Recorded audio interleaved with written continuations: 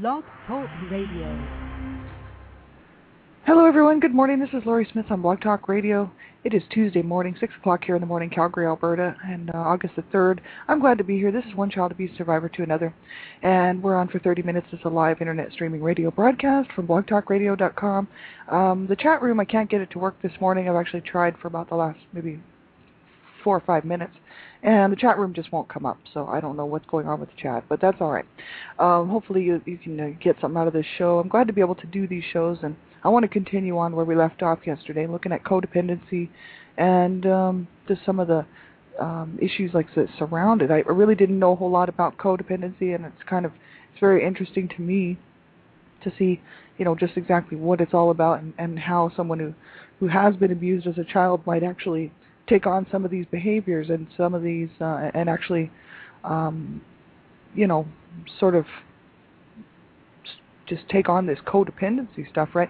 And they were also talking about the fact that people that are, grow up in dysfunctional families, especially dealing with alcoholism or substance abuse, there's quite often codependency there as well. And so I just want to take another look at that, and I think it's very, very interesting. Wow, my switchboard just disappeared, but that's all right. Blog Talk Radio has been acting up. Yesterday it was as well.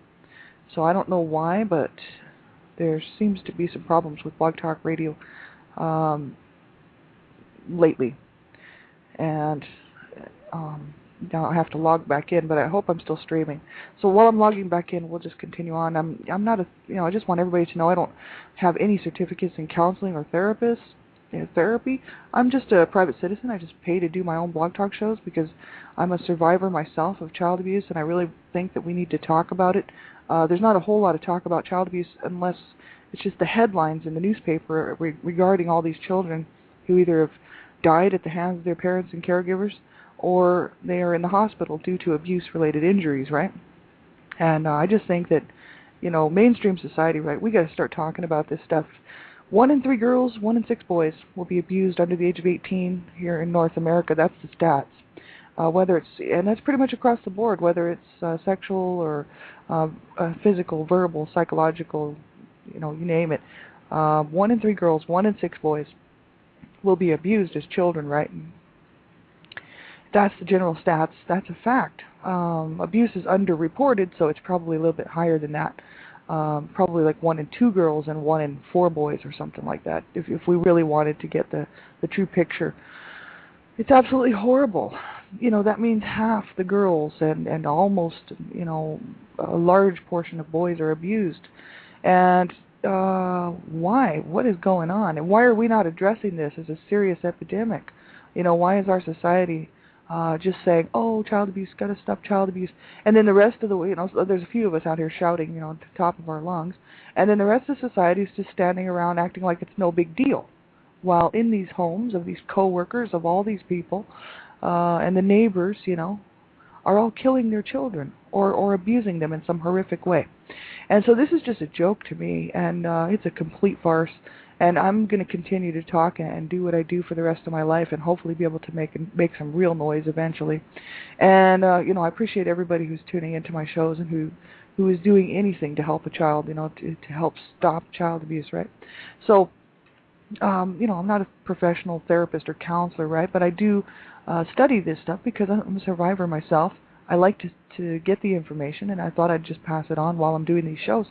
And if you're a young person under the age of 18, I just ask that you have permission to listen to my shows, and especially really young children, because the topics of abuse are scary, and if no one's really talked about it too much around you, and you just don't have a whole lot of, if you've never heard of it before too much in school or wherever, it could be kind of scary for you, and I just think you should have someone listening to the show with you, just to make sure that they can help you with questions, and also to see if it's something that you should be listening to, right? Because there's a lot of adult material on here, and it can be confusing for young people, right? So, and also there's so many crazy psychos out there trying to get a hold of children, child sexual predators and whatnot. The FBI's website is a great website for parents and for young people who want to learn how to stay safe online.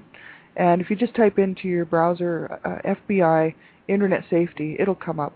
And there's some great tips on there on how to keep yourself safe online, and I would really highly recommend that you do that. The FBI says, there's just tens of thousands, hundreds of thousands of child sexual predators out there every day and every night online trying to get a hold of children. And they know how to do it. They know how to pose as young children. They know how to pose as teenagers. They pose as anybody to get a hold of you. And they will try to do anything they can to get your information. And they'll try to use tactics to get you to get away from your family. And they'll try to get you to meet them somewhere, right? And then when you do, you find out it's a 35-year-old child sexual predator, and they take you, kidnap you, assault you, or whatever. This is not good, and you have to protect yourself. And if your parents aren't doing it, you need to do it. And parents, if you're listening to this show, make sure that you do, if you have grandkids or you have children, that you talk to them about the dangers of online and of these child sexual predators. And I don't think it's really a good idea to have children grow up in fear, because fear is a horrible way to live. Education is the key.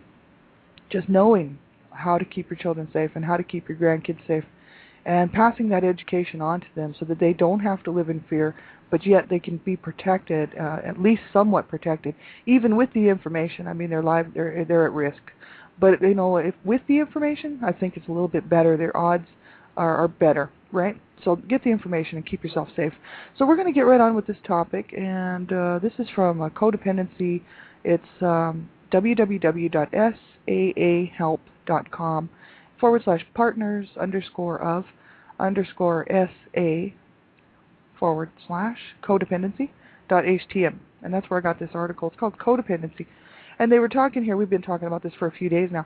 Codependent personality disorder, they say here, is a dysfunctional relationship with the self, characterized by living through or for another, attempts to control others, blaming others, a sense of victimization, attempts to fix others, and intense anxiety around intimacy.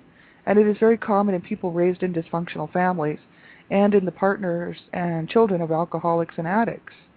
So they go on to list here a lot of stuff. They said here codependency is a disorder that usually has its roots in deep feelings of shame that arise from child abuse, which I thought was interesting. And they said shame is the feeling that you are not good enough, not deserving, inherently worthless than other people, bad, etc. And many people who were shamed in their histories spend much of their lives feeling themselves in such a one-down position to others, so that, they always feel like lesser than, right? Not always, but quite often, I would say. And I know I can relate to that, being verbally abused and emotionally and psychologically abused in my whole life, really, until I moved away from my parents. It is very hard on people. I had to learn how to love myself. I had to learn how to feel that I was worth it, and that I am just as capable as somebody sitting next to me as doing any particular job, or doing any particular task. That I wasn't stupid, and I wasn't all these things that my mom, especially my mom, had told me, you know what I mean? So, I had to kind of sort of go back and change the way that I felt about myself and the way that I saw myself, right? 'Cause I saw myself as my mother and my dad had painted me. They painted a picture of me on the inside of me by their words and by their actions and the abuse that they put on me and my siblings. And I had to go and change that picture that they had painted on the inside of myself, And so it took some time, but over time I started to develop a different picture of myself, of who I really was, that I was capable, I was worth it, I wasn't stupid, and I wasn't all these things that they had told me. That was all a bunch of lies, right? And so, we have to learn how to nurture ourselves, right? And how to feel good about ourselves and not take on the abuse from these other people, right? And allow ourselves to heal. So that's the whole issue. It's not our fault, right? I mean, it can't possibly be a child's fault when they take on these, from the abuse that they suffer, take on these behaviors, But we just need to get help, and not sit and suffer in silence, and just make sure that we just keep reaching out, right? Because we didn't deserve it. We sure didn't. And we deserve to be treated a lot better, let me tell you. So it's hard. It is very hard. But I'm so happy to be able to say, 3 years later, after my real healing journey began, I'm so happy to be here, because I was contemplating suicide and, sitting on the couch thinking, well, am I ever going to be out of this pain? Am I ever going to be able to feel good about life, to feel good about myself. And I had been living my life for nearly 40 years, and thought I was handling things quite well. And always in the back of my mind were these feelings, and this rage really, and hatred that was just burning inside of me, and hatred for life, and for what had happened. And it finally, when I hit about 39, 40 years old, I had a hard time with it. And I was having a hard time functioning on my day-to-day life. And when I was in my 20s, I actually was contemplating suicide. And then 20 years later, there I was doing the same thing. I thought, how long do I have to be doing this? This is horrible. And I am so glad I made the decision to stick around, and I hope that you will too.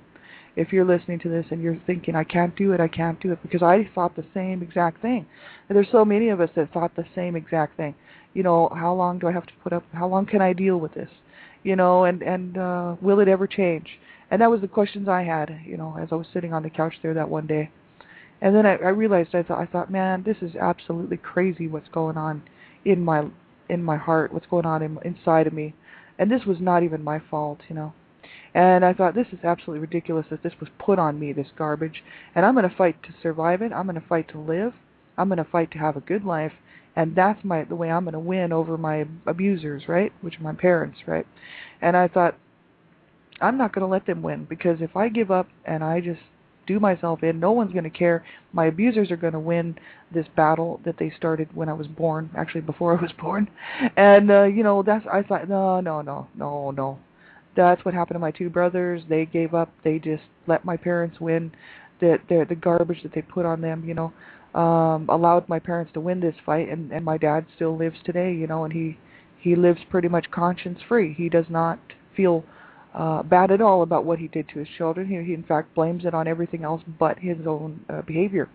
And so, he lives free. He sleeps at night, and my two brothers are dead, And so I thought, no, I'm not going to do this. No way. I'm going to fight to live, and I'm going to have a good life, and I'm going to move past this stuff, and I'm going to learn how to have love in my heart, love towards myself, my family. I don't know, forgive and forget, I have to forgive in order to be able to move on. But do I ever forget? No. And do I ever minimize the abuse? No. Will I ever agree that it was okay? No. You know what I mean? But what I'm going to do is fight to stop this mess, and that's my legacy that I'm leaving behind, is for other children to say, you know what, I got to stand up as a survivor of child abuse. I cannot sit on the sidelines any longer and watch these children be, completely killed and murdered and spiritually murdered every day.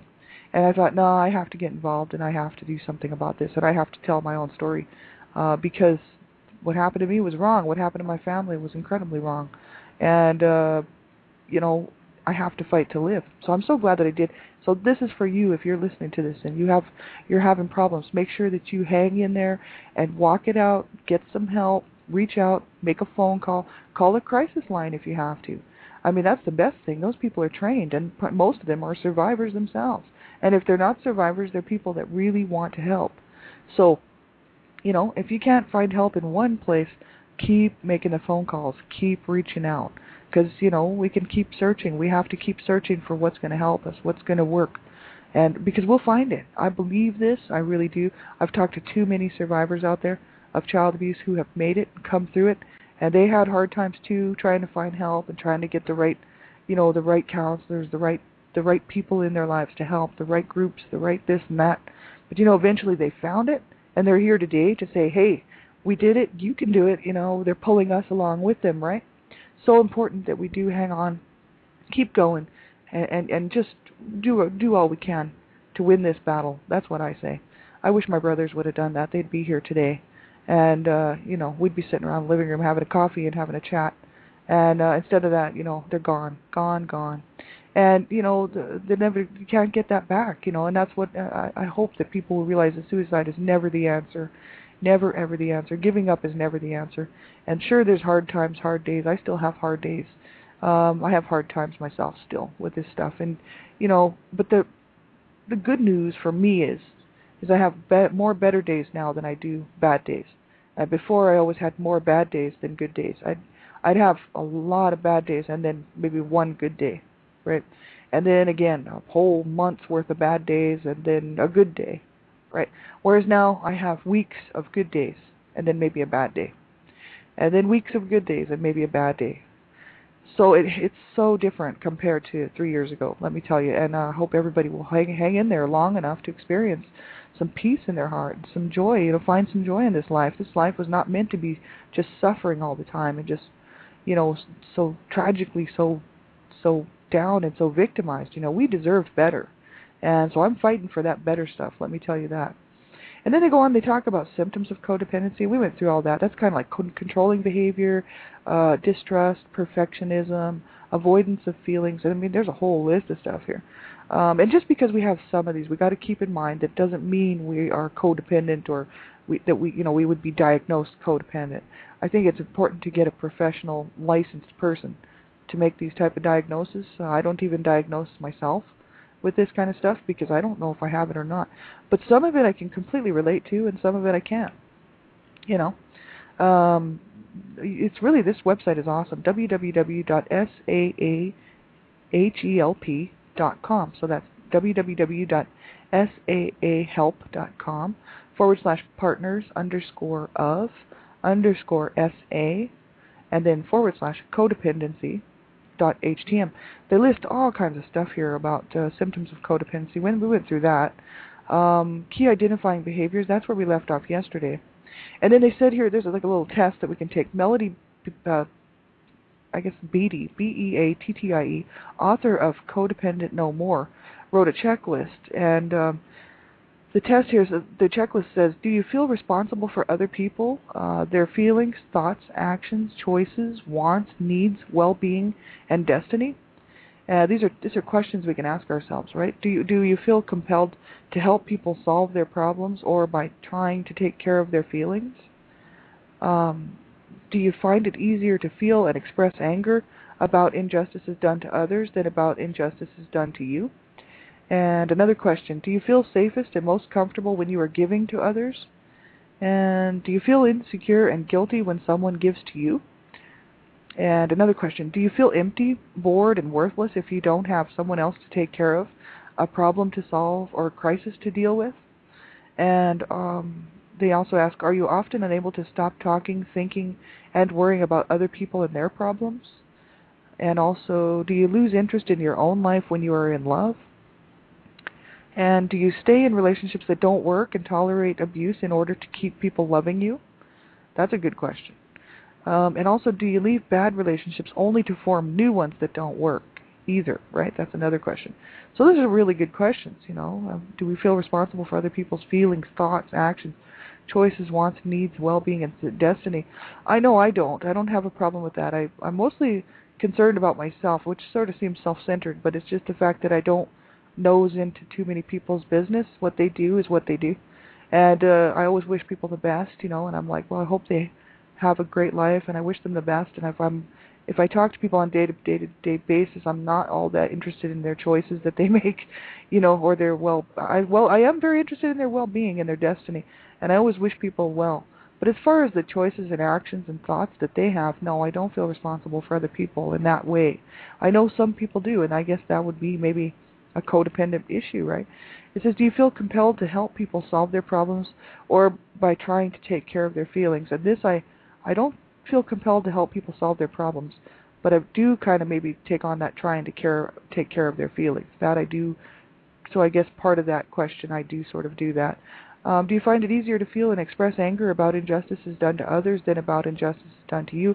I don't have a problem with that because I get just as angry about injustices done to me as I do to other people. So I don't. That's not. I know that some people do though. They don't get mad about stuff that's happened to them. They only get mad about stuff that's happened to someone else, and they don't. So in other words, they don't feel worthy enough to be angry about the treatment that they received, right? The abuse maybe that they went through. But if they hear about somebody else's abuse, then they get right on fire, mad about it. And I've seen people like that because they are unable to feel maybe to feel that sort of anger about what happened to them. Maybe because they almost feel like they deserved it, or the fact that it's just their lot in life, but it shouldn't be somebody else's lot in life, right?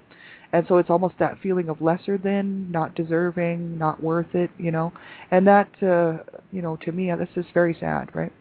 It says, do you feel safest and most comfortable when you are giving to others? And I mean, I don't even think I have that problem. I know lots of people that are like that. That's what they're most happy is when they're giving to others, doing other things for other people. I'm not like that. I don't.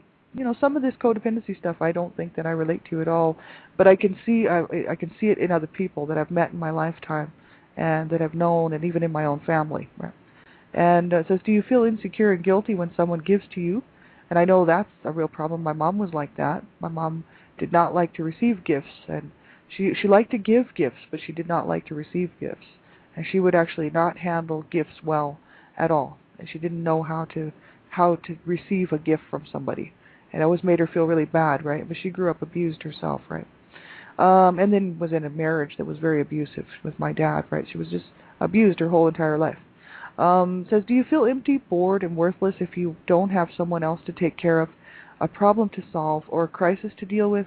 Now, that was me a while back. I actually used to be like that. If I didn't have a problem to solve or some sort of crisis to deal with when I was in my 30s, I was pretty bored, because my life was crisis, crisis, crisis growing up, right? So many of us who have been abused, right? I mean, I'm not just me. So many people who have been abused, it's all a big crisis all the time. Especially if you grow up in a family where there is crisis going on all the time, deaths and sickness and illness and people getting beaten up and, name calling and cursing and books flying across the room and dishes breaking and people going psychotic and, it's a crisis almost every day just to survive each day and each night. You're always in a crisis mode, fight or flight, So then when you get older and you get your own life, if you're not having a crisis, it doesn't seem like there's anything going on. It's kind of boring. It's like, well, what am I going to do now, I did go through that a little bit, just from, once I moved out and away from my family, away from my parents, I started to think, wow, this is boring, there's nothing going on. I got no craziness in my life. It's because I was so used to it that it was definitely noticeable when it wasn't there. And then I had to create my own crisis, So I did that with my sweetheart when we first got together, and I just took on my mom's behavior and started my own crisis situations with us, and didn't handle things well at all. We had to break it off after a year because the two of us were just not doing well. And so this is the thing. I had to learn how to not be like that, how to enjoy life. And it took me the better part of the last 15 years to do that. Getting away from my parents, getting away from my family was really the best thing I could have ever done. Now, they've all followed me up here to Canada, but that's okay because I've got my own life and I'm making my own choices, and I don't, everything is much, much better now. But when my parents were still living together, my mom was still living, the crisis was still there. As long as my mom was on the earth, it was going to be a crisis, you know what I mean? It was incredibly hard to grow up around that, and I feel bad for anybody who's ever had to deal with stuff like that. That's absolutely crazy, because I had a lot of friends who grew up in that same situation, and they went on to have these lives full of crisis, right? Their families were sort of like mine, and some worse. And so when they were adults, they created this crisis for themselves because they couldn't handle a life without some sort of crazy abusive crisis going on all the time. And many of them are dead, and many of them are, who knows where they're at. A lot of my friends' lives were just completely ruined, even on their own doing, due to the abuse and the type of lifestyle they lived growing up. You know what I mean? So horrible to see that. And that's why we have to stop this mess. And it's happening in families, and that's what makes me really mad. It's not like it's always just institutional or at the school or, this is people's homes. These are parents. These are caregivers. These are relatives. These are aunts and uncles. These are cousins. These are, children. Anybody can be an abuser, right? Grandma and grandpas, you know what I mean? It makes me so angry that people can treat their own family members so badly and bring them up in these psychosis, this psychotic garbage, and force this on children, growing up in a normal family, even if they had a few problems to deal with on their own, would come through a lot better. You know what I mean? Would stand a better chance at having a good life. And that's why, I just say we do deserve a better life. We do. And if no one's told you that, then you can hear it from me. We are worth it. We do count. And as stupid and sad as that sounds, a lot of people make fun of that kind of stuff, self-affirmations. If you don't start believing that on the inside of you, then you will never change. You know what I mean? If it just seems like a big joke, like, oh, I have to learn to love myself and I have to learn to nurture myself, if you don't change what's going on, on the inside of you, and you don't learn how to love yourself, then you're just keeping yourself back, right? Because we will never be able to get, like myself, I will never be able to get that nurturing I needed from my mom, ever. She's gone. She's passed on. And even if she was here, would she do it? No, because she hated me. You know what I mean? As much as she wanted to love me, she couldn't, And I know that she tried. And I think deep down inside of her she did, but she could not show it.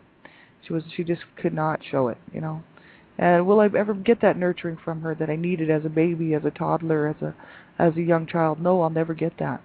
I'll never be able to feel my mom's arms around me, just hugging me and holding me and kissing me and telling me how much she loved me and how much I was her sweet girl. And that's never going to happen for me. You know what I mean? So I have to do that myself, right? And that's what I started to do, 3 years ago when I started working on myself and my inner child, right? I had to go back to that inner child who was just so lonely and so angry, that this had happened to her, and no love in her life at all.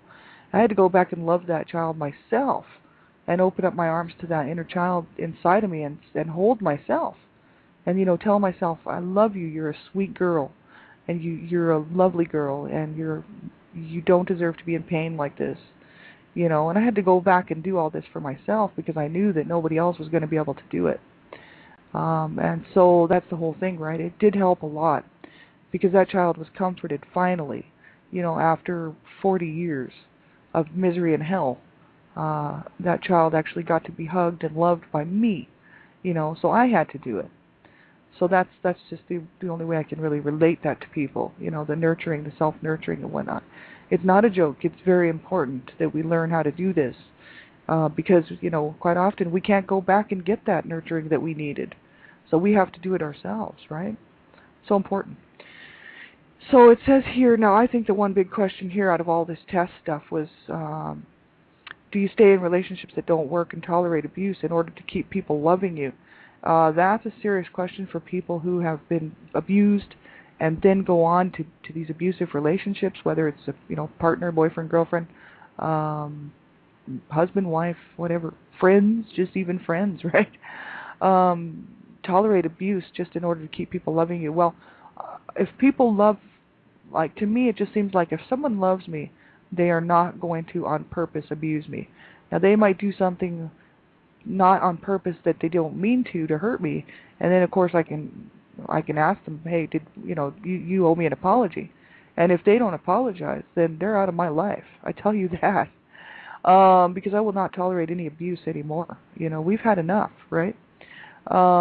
It's so sad to see people who were abused as children go on to these abusive lives. So that's what I watched my mom. I didn't watch my mom do that, but found out that my mom was abused as a child. Met my grandmother, didn't like her at all. My grandmother was a murderer, and she killed her son, right? Not on purpose. Like she beat him up and then made him sleep in the barn, and he got pneumonia and he died. But she was still responsible for his death, right? And she never took responsibility for it. She didn't act. She just acted like that's the way it had to be, because he had to be punished, right? Well, she was a very evil woman and used to punish her children horribly, and that's where my mom got that from, right? So, my mom went on to this marriage that was abusive and stayed in it, not because she thought my dad loved her, but because she needed her children, she needed all these people around her, instead of going to get help, right? So don't do that.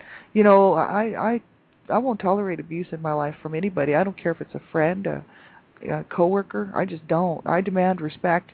I'm going to give respect, and I demand respect, and I will not let anybody mistreat me ever again. That's a pact I made with myself, and I hope that you will too. And if you're in a domestic violence situation and domestic abuse, make sure that you get yourself some help, and make sure you get yourself to safety. And if you have children, you owe it to them to get yourself safe. Well, we got about a minute left, so I'm the Canada Regional Director for Dreamcatchers for Abused Children. Check our website out at www.dreamcatchersforabusedchildren.com. You can get all the signs and symptoms on there. There's a child abuse handbook, a free PDF download. Headlines are updated daily. There's all kinds of information on there, updated daily. And it's a great website. I hope you will check it out. It's my favorite website in the whole world, and I love it. And I'm biased, but you know what? I don't care. When I saw that website, it was very healing to me to see this group of people who actually care and devote their lives to stopping child abuse, right? So check it out. And yeah, have a great day, everybody. I'll be back around tonight, Dreamcatchers Talk Radio, 10 o'clock p.m. Eastern Standard Time. And then again tomorrow morning, one child abuse survivor to another. Thanks, everybody, for tuning in.